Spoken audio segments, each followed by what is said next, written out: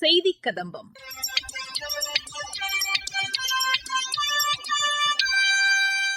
இன்றைய செய்தி கதம்பத்தில் 14வது பிரிக்ஸ் அறிவியல் தொழில்நுட்ப அமைச்சர்கள் கூட்டத்தில் மத்திய இணையமைச்சர் டாக்டர் ஜிதேந்திர சிங் கலந்து கொண்டு ஆற்றிய உரை, தமிழகத்திலிருந்து தேசிய நல்லாசிரியர் விருதுக்கு தேர்ந்தெடுக்கப்பட்டுள்ள ஆசிரியர்கள் உரை மற்றும் மத்திய அரசின் சமூக வலைதள பதிவுகள் உள்ளிட்டவை இடம்பெறுகின்றன.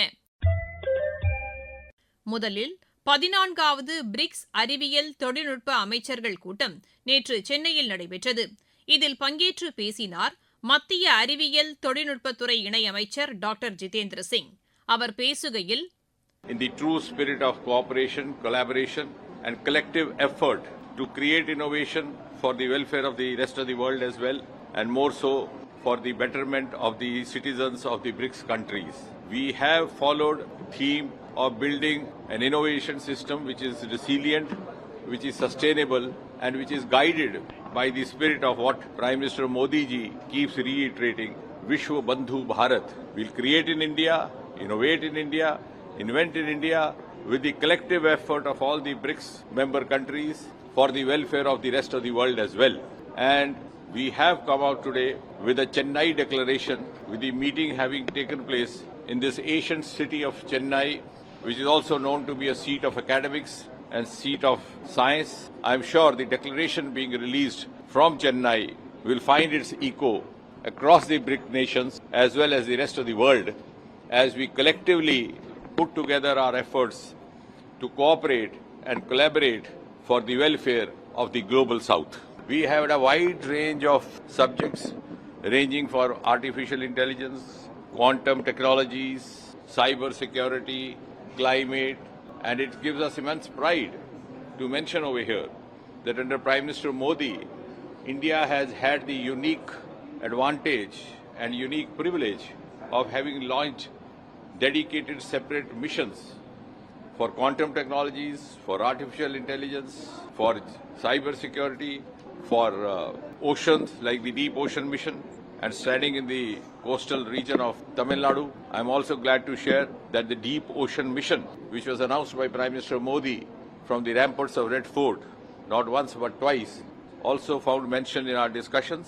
Since we have many of the BRICS countries who have common marine interests and also common maritime concerns, we will be happy to collaborate even in our ocean strategies. நாடு முழுவதும் தேசிய நல்லாசிரியர் விருது அறிவிக்கப்பட்டுள்ளது. இதில் தமிழகத்தின் மதுரை மாவட்டத்தைச் சேர்ந்த திருமதி அமுதா மற்றும் தென்காசி மாவட்டத்தைச் சேர்ந்த திரு தங்கராஜ் ஆகியோர் தேர்ந்தெடுக்கப்பட்டுள்ளனர். இந்த விருதிற்கு தங்களது பெயர்கள் அறிவிக்கப்பட்டது பெருமையாக உள்ளதாக அவர்கள் தெரிவித்தனர்.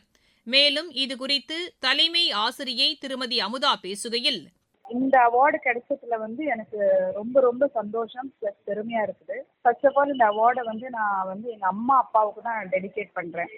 பிகாஸ் நான் இன்னைக்கு எந்த லெவல்ல இருக்கிறேனோ it's all because of my mother and father தான். அவங்க ரெண்டு பேரோட கான்ட்ரிபியூஷன்ல தான் நான் இந்த அளவுக்கு வந்திருக்கேன். And of course my teachers also. அப்புறம் நான் இந்த அவார்டை கிடைக்கிறதுக்கு நிறைய பேர் எனக்கு மோட்டிவேட் பண்ணியிருக்காங்க, என்கரேஜ் பண்ணியிருக்காங்க. அதில் first I would like to thank Kendriya Vidyalaya சங்கத்தோட டெப்யூட்டி கமிஷனர். அவர் மோட்டிவேட் பண்ணாரு இது பண்ண சொல்லி. அப்புறம் என்னோட அசிஸ்டன்ட் கமிஷனர் மேடம், அவங்களும் great source of motivation. Plus என்னோட ஸ்கூலோட பிரின்சிபல். இதில் கான்ட்ரிபியூஷன் அப்படின்னு கேட்டிங்கன்னா அஃப்கோர்ஸ் ஃபேமிலி இருக்குது, எல்லா ஆஃபீஸர்ஸும் இருக்கிறாங்க. பட் இந்த ப்ரைம் கான்ட்ரிபியூஷன் அப்படின்னு கேட்டிங்கன்னா அது என்னோட குழந்தைங்க. நான் குட்டி குழந்தைங்களோட இருக்கிறதுக்கு எப்போவுமே ரொம்ப விரும்புவேன். என்னோட பேஷன் இந்த சின்ன குழந்தைங்களோட ஒர்க் பண்ணணும் தான் எனக்கு ஆசை அப்படின்னு சொல்லி என்னோட பேஷனை நான் ஃபாலோ பண்ணதுனால நிறைய அந்த குழந்தைங்களுக்கு செய்ய முடிஞ்சது. ப்ளஸ் ஹெச்எம்மா இருந்து நிறைய டீச்சர்ஸை என்னால் ட்ரெயின் பண்ண முடிஞ்சுது. குழந்தைங்களுக்கு நிறைய நல்லது செய்ய முடிஞ்சுது.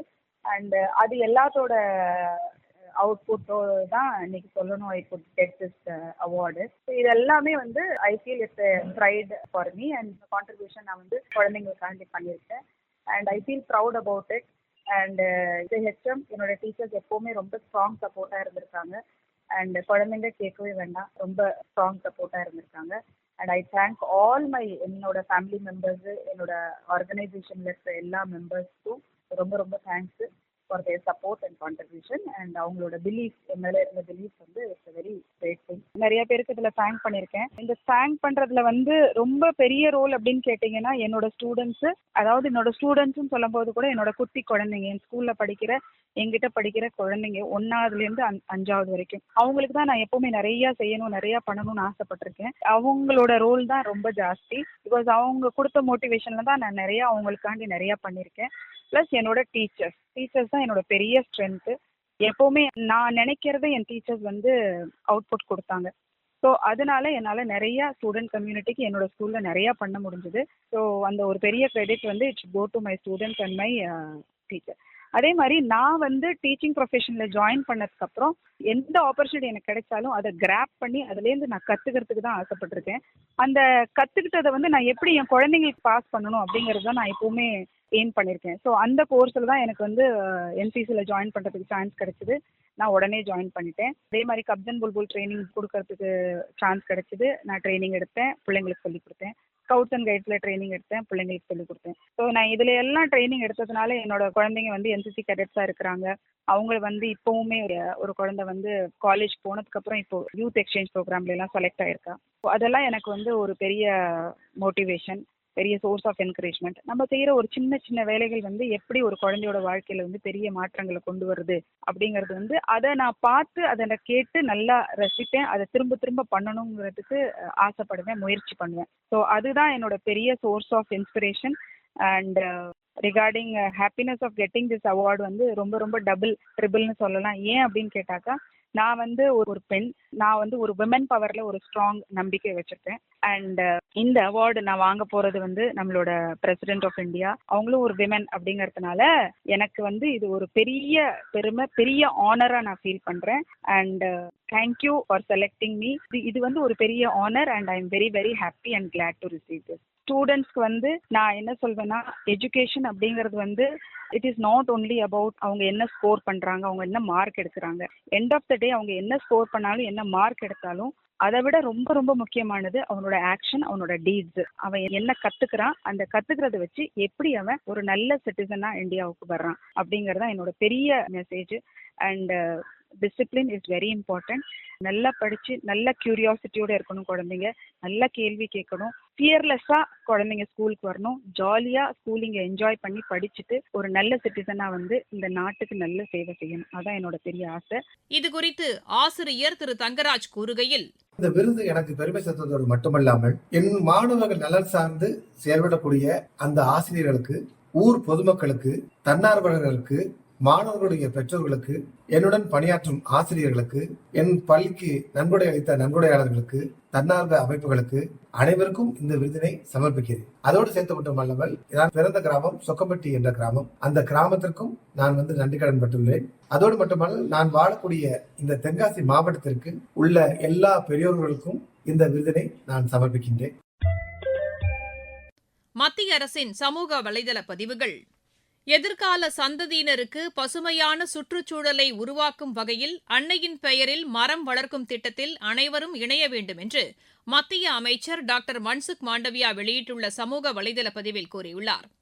புற்றுநோயாளிகளுக்கு சிகிச்சை அளித்து குணப்படுத்துவது மட்டுமின்றி அவர்களுக்கு நம்பிக்கையூட்டும் வகையிலும் புற்றுநோய் அறுவை சிகிச்சை மருத்துவர்கள் செயலாற்றுவதாக மத்திய இணையமைச்சர் திரு பிரதாப் ராவ் ஜாதவ் வெளியிட்டுள்ள சமூக வலைதள பதிவில் தெரிவித்துள்ளார்.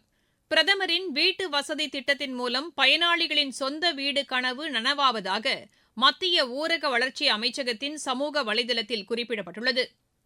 காய்ச்சல், சளி, தலைவலி போன்ற அறிகுறிகள் தென்பட்டால் உடனடியாக அரசு மருத்துவமனைகளை அணுகி பன்றிக் காய்ச்சல் பாதிப்பு பரிசோதனை செய்து கொள்ள வேண்டியது அவசியம் என்றும் ஆரம்ப நிலையிலேயே சிகிச்சை பெற வேண்டும் என்றும் மத்திய சுகாதார அமைச்சகத்தின் சமூக வலைதளத்தில் தெரிவிக்கப்பட்டுள்ளது.